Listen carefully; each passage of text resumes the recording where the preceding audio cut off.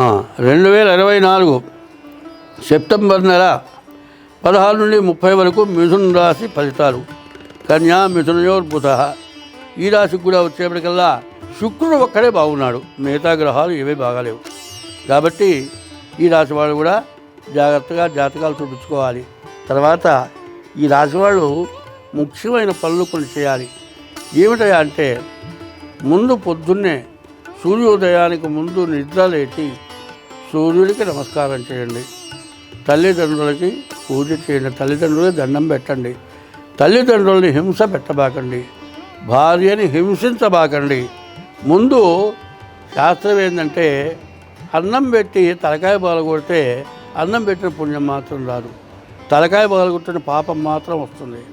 కాబట్టి భార్యని, ఆడమనిషిని మనం దెబ్బ కొట్టినా ఆమె తిరిగి కొట్టలేరు.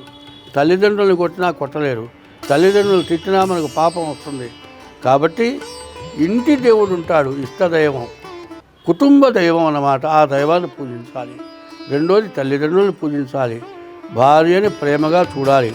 భార్యకి ఎందుకంటే 4 గోడల మధ్యలో ఉంటుంది, బయటికి పోదు. కాబట్టి ఆమెకి లోకజ్ఞానం తక్కువ ఉంటుంది. ఆమె ఏదైనా తొందరపడ్డా మనం తొందరపడకుండా ఆమెను శాంతపరిచి ఎటువంటి సమస్య లేకుండా చేసుకోవాలి. తర్వాత ఈ జాతకం బాగున్నందుకు ఇవే కాకుండా ముందు మీ జాతకం చూపించుకోవాలి.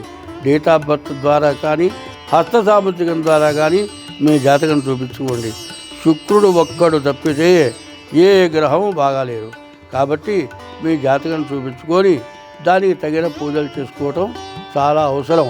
తర్వాత ఏంటంటే, ఇటువంటి పూర్తిగా జాతకం బాగుండనటువంటి వాళ్ళు ప్రత్యేకమైన పూజ రేపు సెప్టెంబర్ 26వ తారీఖు రోజున మరి అమృత మృత్యుంజయ పాశుపదం అనేటువంటి పూజ ఉంది.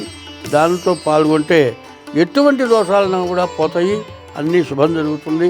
కాబట్టి దీంట్లో మీరు పాల్గొంటే మంచిది. కాదండి, మీ జాతక రీత్యా ఏమి చేయాలి, ముందు జాతకం కావాలి. జాతకం చూసిన తర్వాత మీ దోషం ఏంటో తెలుస్తుంది. ఆ దోషం ప్రకారం తగిన పూజ చేస్తే మీకు అన్ని విధాలా బాగుంటుంది. కాబట్టి మీరు చెప్పింది చేయండి. స్వస్తి. అమృత మృత్యుంజయ పాశుపదం అనేది జరుగుతుంది. అది బాగా ఖర్చుతో కూడుకుంది. ఉదయంకి సాయంత్రం దాకా జరుగుతుంది.